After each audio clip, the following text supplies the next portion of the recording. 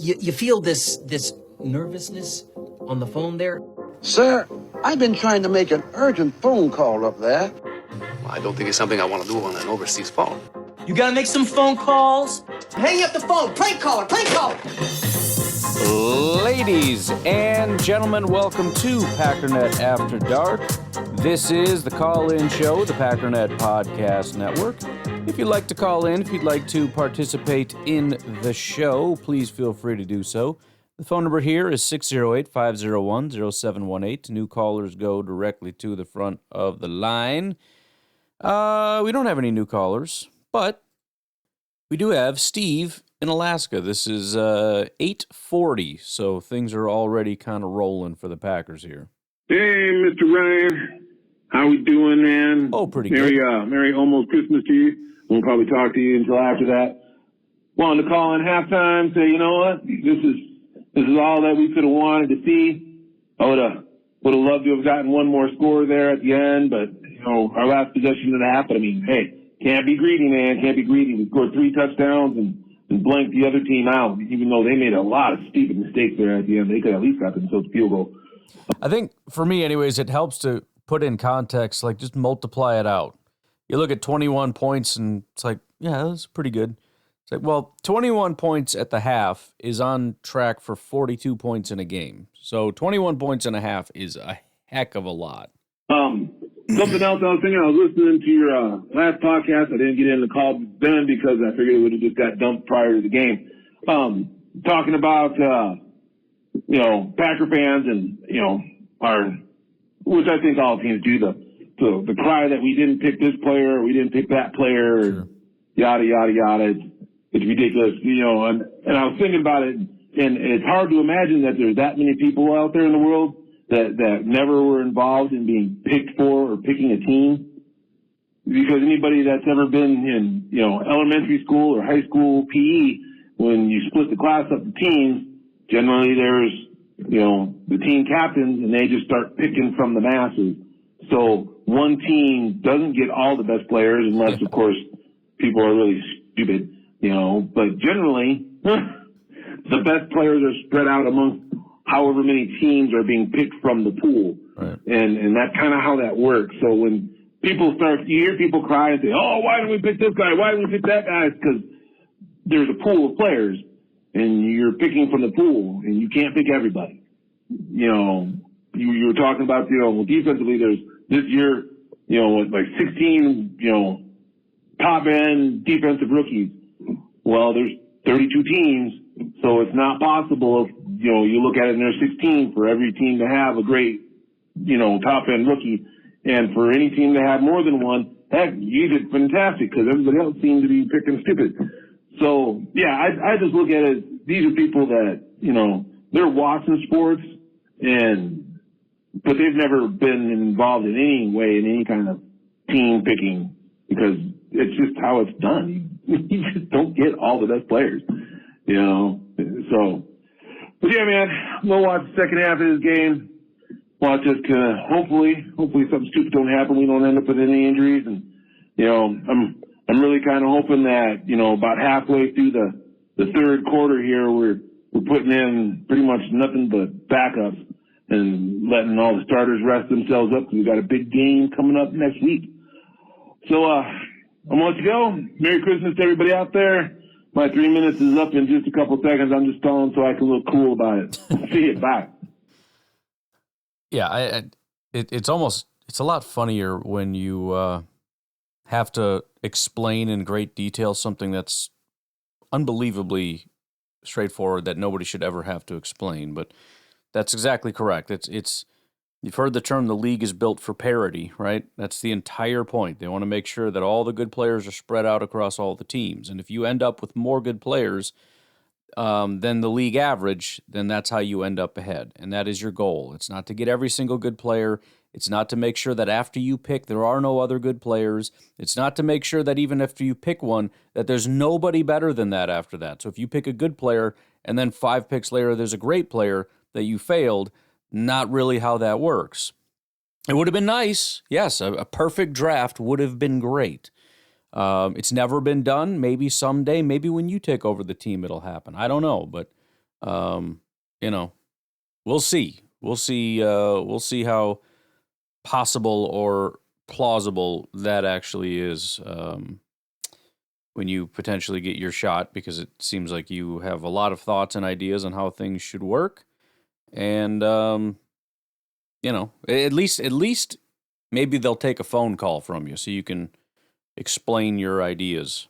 And the myth, the legend, the Zania. St. Anderson, what a freak. Ryan, what's up? Kyle from Madison, man. Well, this is going well. You know, when Zane Anderson's got a pick and when they're dropping tip balls, I mean, this is just, it's looking great. Let's stop getting guys hurt here. But I just wanted to real quick check in, and I'm going to need to maybe get an assessment from Steve from Alaska on this too. But I used to own a restaurant, so the most important thing I saw today, and probably the reason that the Saints are so terrible, did you see their cooler? You know, they're doing the stupid story about how Rattler and the coaches are going in the cooler, which I always love all those stupid stories. Like, yeah, that's going to help. Just spend 5 minutes in the cooler. Yeah. Bro, that's an NFL cooler. They got orange juice and lettuce in there. What are we talking about? I need somebody on Twitter to analyze a pro football cooler. These guys are malnutrition. This is malnutrition. They're not feeding their team. They're feeding them orange juice and lettuce. Okay, so I think that's probably the biggest takeaway from this game. Oh my God! I think you might be giving away some secrets here. Hopefully, none of the Saints or Bears teams are listening to this. Maybe they haven't caught on to the fact of this. It's kind of a new trend, but nutrition. It's kind of a thing that it's going around. I think I heard the Packers mention that they were going to implement that in the team some kind of a way. But yeah, nutrition is kind of all the rage right now, but apparently the Saints haven't picked up on it. Shut out, baby! Go Pack! So that was 10:08, so shutout indeed. Beer Cheese Benny, what's up? Ryan. What's up, man? Beer Cheese Benny here, and Packers win 34-0, man. And I didn't even realize this, but we claimed the first shutout of the 2024 season. How about Can you that, believe huh? that? No matter what anybody's going to tell you, everyone's going to tell you, well, it was just the Saints. They had all these freaking people out and all this crap. Like, doesn't matter. It's the NFL. And Everybody's facing everybody else that's got everybody out. Do you notice how every game we're complaining about, well, they've got a bunch of injuries. The Lions had a bunch of injuries, and the Dolphins had a bunch of injuries, and the Saints had a bunch of injuries, and New Orleans had a bunch of injuries. No kidding. That's what happens in the NFL. You notice through all those games, we didn't have Jair, and we lost two of our safeties, and we didn't get Edgerrin Cooper back until last week. Like, injury, yes, lots of injuries. I get it. Lots of teams have lots of injuries because it's December in the NFL. we got shut out. So that's amazing. And I felt like it's almost weird. Like, we won, and we won by a lot. We won by 34 points. And it almost felt like it could have been better. It almost felt like watching this game was like just watching like a practice. Like, I just never had any doubt. You know what I mean? Mm-hmm. And I don't know, man. I felt like when we were up 21-0, and then we had that first offensive drive in the second half, LaFleur kind of was just like, all right, screw it. Like, these guys suck. Like, Jordan, just try to throw the ball downfield and see if he can make like a hero ball throw. But for the most part, like, I felt Jordan didn't really have to do a whole lot. And I feel like this really helps us going into the next game against the Vikings because in really the last few games, it's like Jordan hasn't had to do much. And maybe like in this Vikings game, when we play the Vikings, he'll be doing a whole lot. And it'll screw up the Vikings defense so bad that they won't even see it coming, you know what I mean? But Josh Jacobs, man, what a beast, my guy. That dude just like, he stiff-armed that dude, I don't even know who it was. Like, he damn near scored the touchdown. And he was like, hey, dude, you're just like a little boy. He was like, come here, you little boy. Let me just knock you down. You freaking little boy. So that was amazing, man. And gosh, I can't really complain about a whole lot other than the fact I wish we would have scored 41 points, maybe more. But I mean, is that really a complaint? We freaking won, man. We beat the living crap out of them. We did more than what we were supposed to do. Remember, we were 13.5-point favorites, and we won by 34. So, honestly, dude, I don't know what I'm going to say. I might call in tomorrow morning, but I don't even know what I'm going to say because I'm just happy we clinched the playoffs. We have 2 more wins than we did last year, and it's amazing. Go, Pack, go. Cannot wait for Packernet After Dark. Love you all. Yeah, dude. I mean, yeah, dude. I mean, a lot of points there. And I think I agree with just about all of them, you know what I mean? Won by a lot. Josh Jacobs is a dude. The fact that we were 13.5-point favorites, by the way, is funny. I came into this thinking, I think we're gonna win. I don't know if we cover that. I mean, we should for sure, but I don't know. I almost didn't like it because I didn't want to be upset if we won by 10 or something. And the second thought I had about that was it sucked because the Vikings are 1.5 favorites going into the game. And I was like, I don't know that the Packers could even do enough in this game to move that line. You know, I mean, you'd have to win massively to get people to come off that number. I don't know. If they could do anything to move that, they just did. Looks like it still has not budged, but I mean that again. That's shockingly impressive to go into it going, man. If you can cover that, that is a dominant performance. I don't really care. I'll be beyond excited. And you put up a 34-0 performance. Jeez. Hey, what's up, Ryan? It's our list. You know, we just won the game. It is great, man. It's great. I mean, I just feel like we should have won by like 60, you know? I mean, I feel like, yeah, it was a shutout, but like, we should have scored like 20 points a quarter, you know? Like, the fact that we punted even once, you know, is like unacceptable. I mean, you know, this team just isn't ready. This team isn't living up to expectations, you know? Right. No, you're right. All right, I couldn't keep that going on any further, man. Hey, this was a good game. You know, all things considered, this was a great game. And, you know, I had to catch myself for a minute in the second half when, you know, they were punting the ball, and I was thinking, like, what is wrong? 'Cause in the first half, I was thinking, oh, I want to get through this game with no punts. I want them to score a touchdown on every drive, right? Just fantasy thought. And they never actually started to do it. And I was like, oh, crap, we might actually pull this off. So when they did it, I had to catch myself getting upset. Like, bro, chill out. And I think that is kind of the problem. We talk about how this is kind of a spoiled fan base because we win all the time, so we expect to win. It's almost like we're doing that to ourselves in game, too. Because in a game, we make it look so unbelievably easy to just drive down the field and score. We forgot what it feels like to go 3 and out on the first possession, which happens all the time in football. It used to happen all the time to us.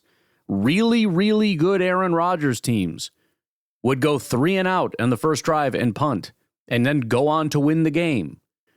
It's a thing that happens. Or even if you don't go 3 and out, maybe you get 1 first down or 2 first downs. Maybe you don't get to the 50-yard line. Maybe you do.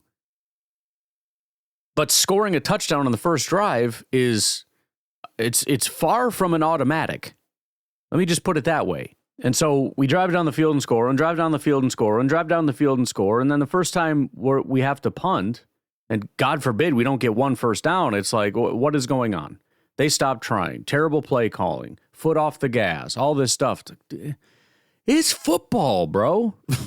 Like, why do they make it look so hard? Because the Saints are there, making it hard. That's their. I don't know. I don't know what else to tell you. That's the reason. They're like dominating this game, and at some point, if you're winning by such a big margin and your opponent is like not up to par, it's only human nature that you're kind of just like, whatever. And I kind of got the vibe that at some point the Packers did that, which is fine. Because I feel like at any moment, if New Orleans would have done something to make them look remotely competent, Packers would have just turned it on and crushed them even more. Well, and that's the other thing is, so a couple things. Number one, I had this thought as well. I had somebody reach out. I think probably a lot of people were wondering it. At what point do you kind of get into like experimenting mode? Like this game is in the bag. What point do you I'm not saying, give up, but maybe make decisions that you wouldn't otherwise make because we're getting close to the playoffs and we got to make sure we know what we're doing. I mean, just the aggressiveness on fourth down, I felt like was different. And I guess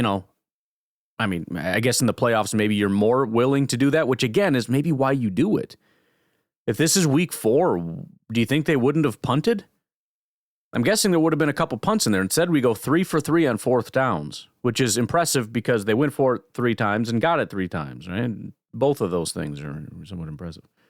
But yeah, how often that is a question, are you making different decisions because of the situation? The other consideration is the fact that, of all the games to get annoyed by, as far as taking your foot off the gas or whatever, let's remember this is a team game. And so if taking your foot off the gas just means the offense had to punt a couple times, although the special teams was still clutch, coming through with 2 field goals on those drives, one of them being 55 yards, and the defense didn't allow them in the red zone one time and didn't allow a single score, including field goals. They didn't get a single field goal. You know how easy it is to get a freaking field goal through 4 quarters? Your task is to get to like the 45-yard line once. Can you do that? And so, point is, it never even got to the point, in some of these other games where I had to catch myself, is when our offense wasn't able to continue scoring, stalled out, foot off the gas, whatever you want to call it, and the other team started getting some momentum on the other side. And you just feel this thing where it's like, oh, no, don't do it. And it's stupid because we have such a big lead. It's very unlikely they're going to come back and win, especially when you are the better team. And we've seen this numerous times. And unlike other seasons, this just doesn't seem like a team that's going to let a team come all the way back and win or even necessarily get it very close. But you start to panic. They didn't even get a field goal. There was no comeback. It wasn't even close. But great game. I'm not going to lie, watching the post game. I'm loving the respect that Green Bay's getting. I'm loving to hear it, love to see it. Yep. Not going to I guess that's all I have to say. Sleep on the game. Might call back tomorrow with some more thoughts, but great game. Everyone looked good. As far as I can remember, I can't think of anyone that wet the bed. At least I didn't notice anything.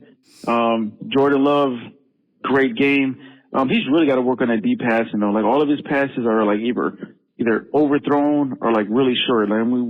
We got good receivers there just for the ball, but if he could just tighten up that deep ball and hit him in stride, that would be great. Like the pass that Willis threw to Reed, that was in stride. That was probably, I'll be honest, that was probably the best ball that was thrown all game, was the one deep pass that Willis made. Yeah. All right, man. I'm going to go get these kids to bed, let them stay up late to watch the game. But I'll probably check in tomorrow. Good night. Yeah, I'm not going to sit here and try to complain too much about that game, but Jordan Love has officially been sponsored by Toyota, wore a Toyotathon sweatshirt and whatnot, and I was kind of nervous about it. I'm just going to go ahead and say it. Burn the sweatshirt. I'm done with this. We're not doing that. We're not doing it. This is easily his worst game since this Toyotathon streak has happened, and it was right after he put that stupid thing on. So, as far as the deep pass goes, yeah, that was pretty bad in this game. He also missed a screen pass by about 5 yards. I don't know what happened there. It was a little rough, but no interceptions. So fortunately, we have a team where the run is working so well and we run so often, and the defense is doing such a good job and the special teams is doing such a good job. It doesn't super matter. If this was a different Packers team where everything revolved around the quarterback, we would have probably lost the game. But instead, we've got a team where everybody rises to the occasion and somebody's allowed to have not necessarily a terrible game, but not their best game. and it's fine. And then next week, somebody else can stumble, and somebody else will pick them up. Anyways, let's take our first break. We'll come back and hear from Snacks. Daddy! What's up, Ryan? Hey, man, sorry I didn't pepper with love throughout the game. The family, before we get in-laws coming again, we went out for dinner, and I actually had to DVR the game, and so I had my phone off and was trying not to look at TVs and do all that fun stuff, which is actually a lot harder than you would imagine. Because you've got, like I said, there's just, anyway, I pulled it off. I didn't know about it, and so I got home, and just kind of ran through it on the, DVR. And, pretty workman's like 34-0, ran, did exactly what they wanted to do, right off the bat. I know weak team, backup quarterback injuries, cry me a river. I'm over it now. Right.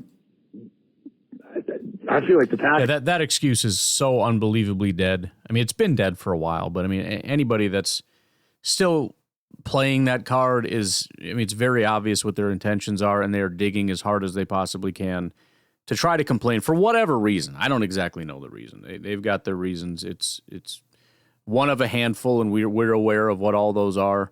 But again, I will just appeal to you. Enjoy it. This is as good as it's ever going to get as a Packer fan. If you think we're going to have a better season than this at some point, we're at 11 wins with 2 games left to go, and have scored 30 points 5 times in a row, et cetera, et cetera. Like, if you think that this is just going to happen, regularly? Enjoy it, okay? Because at some point, this team might be terrible. That might happen. It might even happen kind of soon. And then you'll really have something to complain about. And boy, oh boy, and then you know what's going to happen? A lot of the negative fans are going to kick back and start talking about the good old days. And, of course, those are the days like today when they complained the whole time. For a long time, used to make backup quarterbacks look like all pros. And that was terrible. But doesn't matter, man. Our line looked great. Penalties, we didn't have as many. I mean, they're starting to tighten that up. Jordan didn't look fantastic. He's still underthrowing some stuff, but at the same time, in the first 2 drives, he looked locked and like it was on. And the defense, we were getting pressure with 4. I know we blitzed a couple times. I think that's how Nixon got his sack and fumble. But gosh, they were great. Our back end was good. Special teams was tight. Nixon got a good yardage on the opening kickoff. McManus has clearly put everything to rest with the other guy. I don't even remember the guy's name anymore. Thank God. But what else can you ask for them to do, man? I mean, that was tight. It could have been a little better, but then what? 55-0 instead of 34. F that. Like that is exactly what we needed to do. I hope Watson is okay. But got to rest Jacobs for the second half for the most part. Willis got in. That's what Willis had to read was pretty nice, man. People saying that he didn't have an arm or accuracy. I mean, have we seen anything but the contrary on that? Yeah. I know it was only a couple passes, but he's just fine. And we are going into the holidays letting it loose. So keep them coming with the tunes, gang. Merry Christmas. Well done on the W. March. Yeah, Malik is something pretty incredible. To be honest, part of the reason I want to bench Love for the last game of the season, obviously we got to keep everybody healthy, but I want to see him play.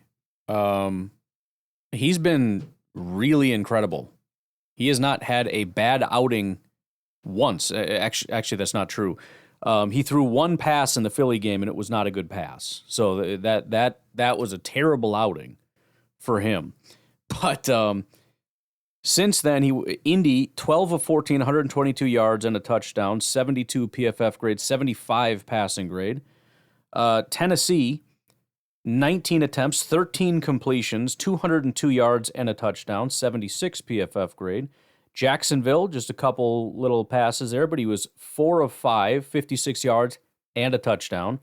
In this game, he was 1 of 2, 34 yards. So far, he is 30 of 41, which is 73.2% completion rate, which is psychotic. 414 yards, which is 10.1 yards per attempt, which is crazy. 3 touchdowns, 0 interceptions.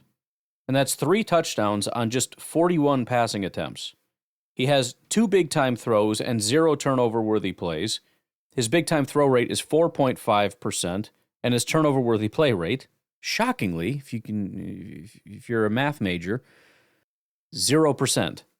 His adjusted completion percentage is 85%, and he has an NFL passer rating of 129.5. I mean, I know people are going to get annoyed, but let's just be let's be curious for a second. Is it possible? Because I know I said it was somewhat impossible, because generally it is, but you look at guys like Sam Darnold and several others. Ryan Tannehill became a superstar when he went to Tennessee. Geno Smith popped off when he went to Seattle. Malik Willis was in the league for 2 years, was given almost no opportunity whatsoever, was the best quarterback in that draft class. I didn't care for him a ton, but very much a Jordan Love type prospect, tons of potential, lightning fast, strong arm, big dude, 6'1", 220. He's built like a running back. And this is the first real look that we've really gotten. I mean, his rookie year, he had as many attempts. He had 31 attempts, just completed 51%, 276, 0 touchdowns, 3 interceptions. I mean, that was freaking brutal. 2023, we didn't get anything. We saw 5 passing attempts. So basically, he played in his rookie year and it was bad. His second year, he graded out poorly, but he had 5 passing attempts. And so this is the second time we've had a look at this guy. He's had 3 years to learn in the league. He's with Matt LaFleur, who's very good with quarterbacks, as well as a team that is very good with quarterbacks, and a quarterback coach that's very good with quarterbacks.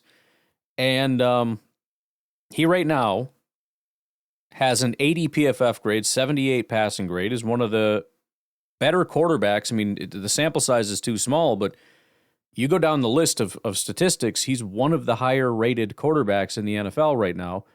I don't want to make this as much a Jordan Love controversy as I just want to ask the question, is it possible we actually have a really good, high-quality starting quarterback on our team right now? And if that's the case, what the heck do we do about it?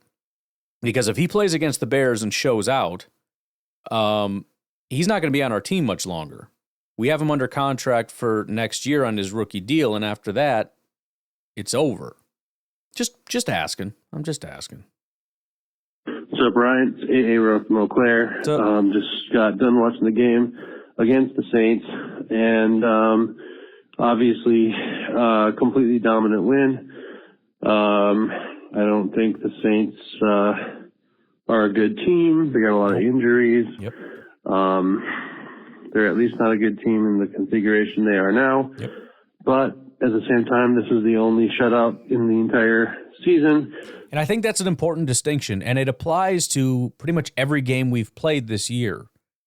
Yes, they're bad, and yes, they're injured. But look at what other teams did to this bad, injured team. And you'll see that the Packers did more, right? That's the point. I mean, you can't just say, well, it doesn't count because they're bad, because then nothing counts. And we have to go back and strip away the Lions and the Eagles and the Vikings of almost all their wins. Okay? That's not how that works. They were 13.5, call it 14-point favorites. They won by 34. Do you understand that?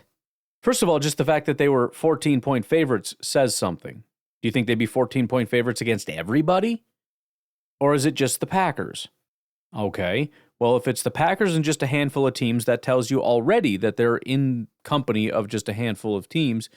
And then to blow that out of the water as though Vegas is a bunch of absolute idiots, which, by the way, they have surpassed the betting odds pretty much, I think every week.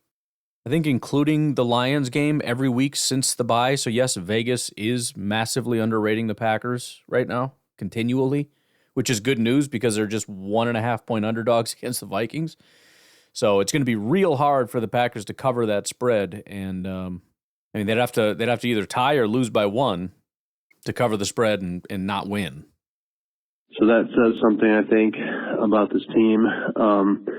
What I loved is that last year we saw a lot of times where teams would be in 3rd and 20, 3rd and 17, and they'd get a first down because the Packers defense was not playing up against the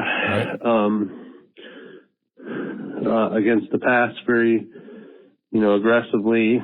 Today I saw that happen where they would just, run up and just make the tackle, just be very, very assertive.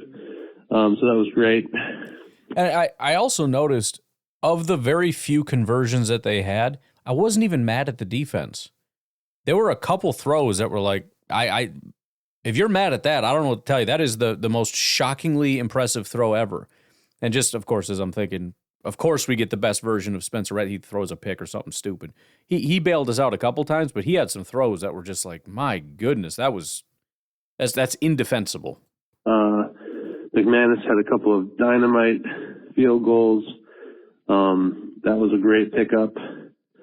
And I just have one thing that I'm guessing other people will mention, but it's not so much an annoyance with this game, but it's a hope that this doesn't become something that keeps happening in other games, which is that midway through the game on 3rd and 4th down, Matt LaFleur would dial up these just long, like bomb passes. Now, obviously, if those go well, then you go, okay, well, whatever. But I feel like with the game in hand, with, up 21-0, you still want to make sure that you're putting your foot on the gas because teams can come back from 24-0. I don't think that was really an issue with the Saints today. I did not feel that they were going to do that. However, so I'm not. I got like 3 things, but I'm probably going to forget most of them. Number 1, said it already. I don't know in a different situation if we do this or if this is just, again, because it's the Saints, we're up by $1 billion. Let's just try something. That's consideration number 1. Number 2, just because Jordan chose to throw a 40-yard pass doesn't mean that was the call. It doesn't mean that was his only option. A lot of times there are other options, and he just decides to launch it. Number 3, if he throws a better ball, some of these actually get converted, and we're not upset about it. We're actually saying, what a great call. So it's not even necessarily that it was a bad call, although it potentially was. I don't particularly like doing that kind of stuff. But yeah, it's if it's there, you have to be able to hit it. And far too often, it's not that that's a bad call. It's not that the throw isn't there. It's that Jordan can't get it to him accurately. Really complaining that they did that this game because I feel like they may have been just trying to connect on some of those long passes with knowing that they're going to win the game.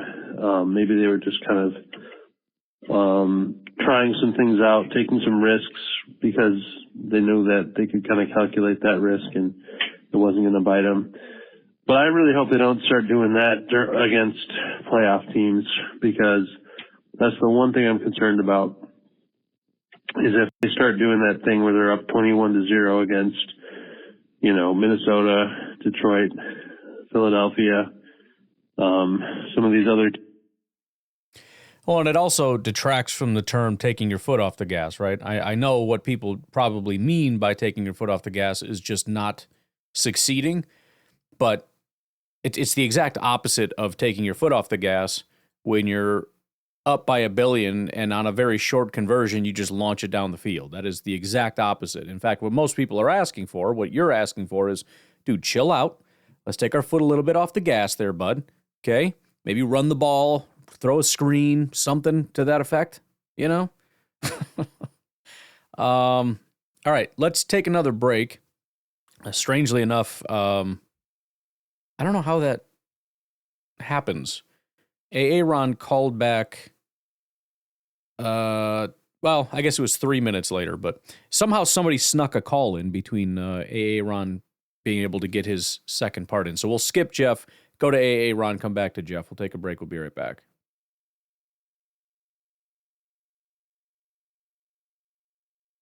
Three minutes into my call. No, but I just hope that they don't start doing that against teams in the playoffs because, you know, you give away 1 or 2 series in the middle of the game in a playoff game, and that's going to come and bite you pretty hard. I mean, they could have just been trying for, 5 to 10 yard plays that are higher percentage success rate runs. And honestly, I'm guessing this call happened because they've been watching what they've been doing on these situations, and the Saints are basically just giving us that, right?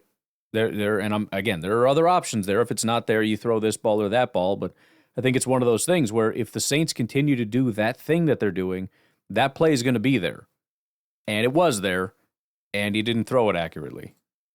Screens. Boundary passes, things like that. And I think they would have had a better chance of keeping those drives alive. Hopefully that's just a case of this game was close or not close. And similar to what I said last week about, bro, we can't complain about running it when you need 2 yards because you need to be able to impose that. The amount of money that we're paying Jordan, we should feel confident in saying, look, the defense is going to give us a deep shot, and I need you to execute it. Right? I know it's a high-risk play. I absolutely understand that. But it's a play that you need to be able to put it in his hands. Right? We should agree on that. We need Jordan to be able to be the guy that can execute these things. If a guy's open, you need to be able to hit him. That is I can't ask for anything more or less than that from you. This game was, pretty much over. And they were just trying their hand at some different things. But we'll see. But yeah, Merry Christmas. I hope everything goes well in the next few days for everybody. Enjoy some holiday time, and I'll talk to you later. Yeah, absolutely. Merry Christmas to you too. It's didn't mention it yet, but I certainly hope you guys are having a good time out there. I should be hearing this maybe around Christmas Eve, maybe Christmas morning. I don't know. If that's the case, Merry Christmas morning to you. I'm trying to sneak these in before we got to go to our Christmas shindigs. But, that's the other thing, too, is we tend to worry too much about the future. Like, well, if you do that then it's going to be a problem. It kind of reminds me of, if I could offer anybody relationship advice, it would be don't take a problem and then extrapolate it out over the next 10 years to think of what that could look like over 10. Just relax, okay? It's a thing that happened right now. Just things are going to change. Everything's fine. Calm down. This is a thing that happened in an isolated incident in this moment in time at the age of 20 years old, right? Someday you're going to be 45 years old and still married, and this is not going to be the same thing, okay? Just relax. And I think that's the same thing here. This was a massive success because of the decisions made by the head coach, by the offensive and defensive coordinators, by the quarterback, by whoever. And they continue to do that. And we continue to not trust them in the future because we want to extrapolate out, well, if you do that thing that you did here over there, then it's not, well, maybe they'll do different things over there. You know what I mean? So let's just trust that they're going to continue doing what they've been doing. Now, this next week is going to be a massive test, but again, it's one of those prove it things. I'm going to go back and I'm going to look, and I'm positive that everything I'm going to find is going to tell me the Packers are better than Minnesota. All right, well, I'm going to need you to show me that then, please, and thank you. Hi, Ryan. This is Chad from Kansas City. I knew it. Or you can call me Jeff. That's fine. Well, the game's over. I mean, there you have it. I think 4 quarters of perfect football. Yeah. Pretty much great game. I loved how hard every one of our running backs ran the ball. How our O-line really cleaned it up. I think our defensive line played like their asses were on fire and were held most of that game and never got a single holding penalty, but whatever. You can only play the people that are in front of you, and they beat the shit out of them. I mean, that's been letting those go, but not on Christmas. An whooping. Okay. And there's just no two ways about it. Yeah. That was just good. What else is honestly, it was weird not worrying about anything for once, but it was awesome. Anyway, go Pack Go. Only anxiety I felt was obviously at the very beginning of the game, and then they scored, and that started to dissipate immediately. And then at the very end of the game, because I wanted that shutout, and I was worried, we put in our backups and everything else. I was like, oh, man, please don't give up any points. And then I thought, man, if they kick a field goal, this team is, I'm trying to think of Christmas language here. Let's just say soft, weak, pathetic. So they better try for a touchdown. They better go all out, and hopefully we can stop that. And it didn't matter either way. Our backups. So you want to talk about, they're injured. Okay. We had our second string defense out there against their starting offense. Yeah, but they had some people out. No, you're not understanding. We had all the people out. All of them. You understanding? All of them. Brian, this is Nico. The game is over. So am I. We demolished them. I can't believe that was the first shutout of the season. There's 2 weeks left, and there hasn't been a shutout. That's amazing. Yep. So we beat the crap out of them. It's so weird because I was going to call and act like I was mad that we didn't throw a lot of passing yards, and Love missed Watson for that easy walk-in touchdown, only for him to get hurt later. But and we got a touchdown 2 plays later too. So even every time they made a mistake and you tried to get annoyed, they just immediately made up for it, and you're like, all right, fine, I forgive you.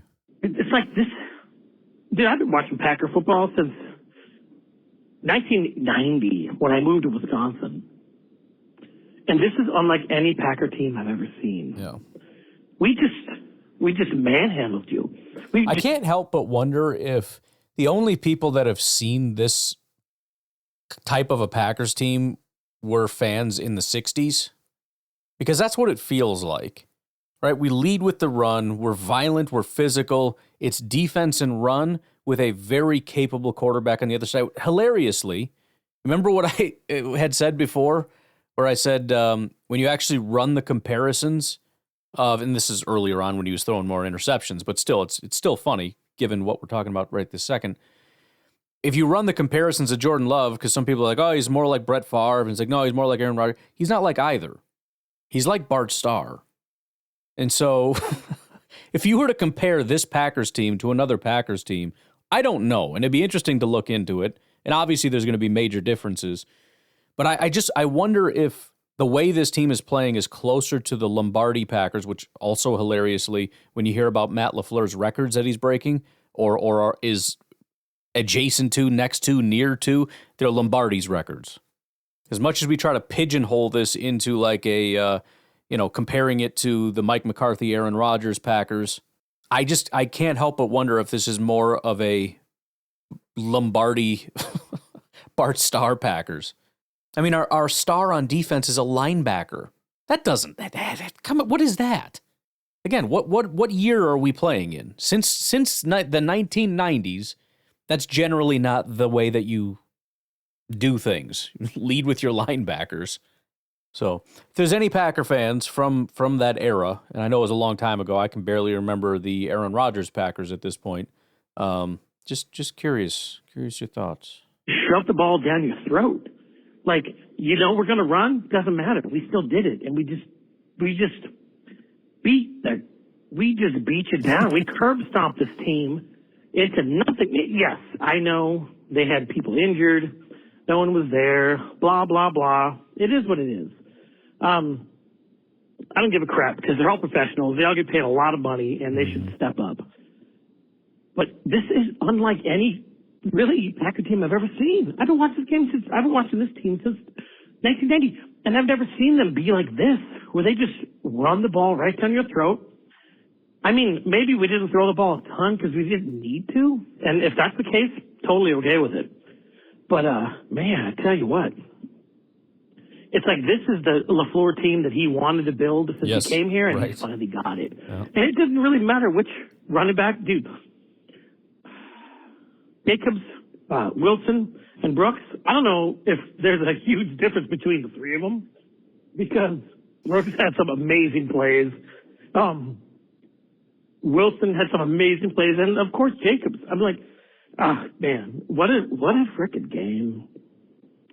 We won like 34-0. So like, you can't be mad. No, he didn't throw 500 yards. And we're so used to Rodgers throwing for 350 yards and 5 touchdowns. Right. You know what? We don't need to. We just beat the crap out of you and throw a touchdown here and there. And the thing is, I mean, again, that is probably the preference of most Packer fans, but that's nothing more than a preference. If you want Jordan Love to be the one to get all the 34 points, fine. But then our run game takes a massive step backward. Right? Our run game is not doing much. And we got Josh Jacobs. What did we go out and get him for? I wish we had Aaron Jones. Everything was better when we had that. There's always 34-0. Okay? One way or another, they got the points. One way or another, they were able to drive the ball down the field and get the points. Whether it's passing or running, it doesn't super matter. And if you would prefer it one way, that's fine. But it's nothing more than just a preference. It's not about better or worse. You don't get more points for passing touchdowns than rushing touchdowns. I'm okay with that because you know what wins playoff games? Bruising, mauling, taking over an entire game. Right. That's what wins playoff games. So look, you got to have a quarterback that can execute. There's no doubt about it. But the thing we've been missing all these years is that defense and run game, the ability to control a game, control the line of scrimmage, control the clock. You just need to be in control of a game as opposed to being controlled and just hoping you can make some hero plays to try to overcome this other team controlling us. If anyone's got to complain about this game, you know what? We just need to write them off as a fake Packer fan because that's not even real. So anyways, go Pack go. Let's go up to Minnesota and beat the crap out of them too. Control the ball and shove it down their throat like we should. Yeah, I mean, it's just going to let that ride to the 3 minutes, I guess. It's the last real hurdle because, you know, again, the Packers have not beat one of these teams, and that's the last craw in a lot of people's. I don't know how the thing works with craws. I don't even know what a craw is. Like a crawdad? Is it like a claw? What is a craw? I don't know. A craw is a term used to refer to the crop, which is part of the digestive system in birds and some other animals. In more figurative sense, craws also uses expression like stuck in my craw, meaning something that is difficult to accept or bothersome. It's metaphorically stuck in the throat and hard to swallow. Okay. So it's another way of saying hard to swallow. Okay. Anyways. And I do think it's one thing that they need to do. They need to prove it to themselves, and they need to be the team that everything is saying that they are. And so far, they've done that. Every time I've looked at it and said, okay, according to all the data, up against this team, here's what you should do. And they've exceeded that every single week. And now you're playing Minnesota, and Minnesota is shockingly good. But supposedly, not as good as the Packers. Tough environment, no doubt about it, but you got to do it. You got to step up, and never mind. I'm not going down. It's fine. Just do it. All right. Okay, I just got to say this too. This is Nico again from Idaho. they're interviewing Josh Jacobs now. Obviously, I heard his comments earlier about how you can't go anywhere without seeing a Packer sign hanging on a house. You know, the dude has been playing for the Raiders, and now he came to an actual good franchise. And I tell you what, you could see the appreciation in his face. Yeah. Hats off to every Packer fan. It makes me want to move to Green Bay. I'm not going to lie. I mean, when I visited last year for the Thursday night game against the Lions that we lost, still, I had so much fun. But I tell you what, you could tell Josh Jacobs is just amazed how the entire city loves that team. Yeah. Hats off to the Packers. Hats off to the organization. And the Green Bay Packers get such a bad rap as a horrible place to go. There's no strip clubs. There's no casinos. Whatever. There probably is a couple. There's no place to party. You know what? Do that when you retire. Your career is going to be 3 to 7 to 10 years. Get what you can while you can, then go party. It just, Green Bay gets such a bad rap at being just no place. But the truth is, it was when you go there, when you go there, I don't know if you can even quantify the love you feel with all the people that live in the city. I mean, I tell you what, I kind of wonder if after this season, regardless of what we do, win the Super Bowl, don't win the Super Bowl, I wonder if some other free agents would be like, I want to go to there, because there, people love that team. And that's not the most common thing, But anyways, go Pack go. Here's to shoving the Vikings into the ground and curb stomping their little ugly teeth. And there you go. Boom, boom, boom. Yeah, it is silly to me when people talk about how nobody would want to come here. It's like, okay, you apparently wouldn't want to go to Green Bay, and that's fine. Some people wouldn't want to go to Green Bay. It depends. It might be shocking to you. People have different tastes and needs and desires. And typically adults, which I don't know if that's people who think this qualify or not, but adults, especially if you have family or want to start a family or just are not a degenerate, Green Bay would be a great place to be. It really would. Now, yeah, if you want to go out clubbing, then yeah, I'd probably rather go to New York or LA or something like that, or whatever. A lot of other big cities out there. You could do that. But I think the other added benefit is it almost acts as a filter for the Packers, because the people who don't want to go to Green Bay don't come to Green Bay generally. And so they get what they want, and they get to go enjoy the cities and do all the stuff that they want to do elsewhere. Whereas in Green Bay, number one, if you want to do that and you get stuck here, I'm very sorry, but there's nothing for you to do. But beyond that, you also just get people that want to be here, like Josh Jacobs. He appreciates all these things. He enjoys these things. He's even said, I'm kind of a shut-in, dude. I'm not trying to go out and do all this stuff, so this is nice. It's a quiet place. I can just kind of relax. I can chill out, small, not a lot of, not traffic and everything else. Everything's close. Simple, slow environment. This is what I want. And guess what? Green Bay Packers, the fans, everybody, those are the people we want. So it works out perfectly. It's one of the drawbacks. Like, oh, yeah, you could be Vegas. Or like, oh, yeah, it's Party Central, Sin City, all this. Oh, think about all the people we're going to attract. Who? Johnny Manziel? Josh Gordon? Antonio Brown? Yeah, you'll attract people all right, for sure. But the thing that you're excited about having that attracts people is the thing that is going to attract the wrong people. So be grateful that maybe there's going to be a smaller pool, but there's probably going to be a higher quality pool, because you are having people that, listen, if your sole focus is football, then you want to be here. If you want to minimize distractions and be in a place that is obsessed with football and that focuses exclusively on football, there is no better place to be. Buffalo might not be terrible either, but this is it. And it's not a wonder why. It's a wonder to some people. Some people, people that born in Wisconsin and flee to New York or something that, just will never understand anybody wanting to be in a place like this. I was the opposite. I didn't live in a city necessarily, but I lived in the Chicago suburbs, and it was awful, and I wanted to get out of there. And I moved to a smaller town, and I've continued to move to smaller and smaller towns until someday I'm going to be in a town of one. I don't know where that is, but that's where I'm going to end up. Anyways, you guys have a good rest of your Christmas Eve. I will talk to you presumably tomorrow. We should have a Christmas Day thing going. I know most of you can't listen and whatnot, but it's fine. We're going to do it anyways. Have a good day. I will talk to you tomorrow. Have a good one. Bye-bye.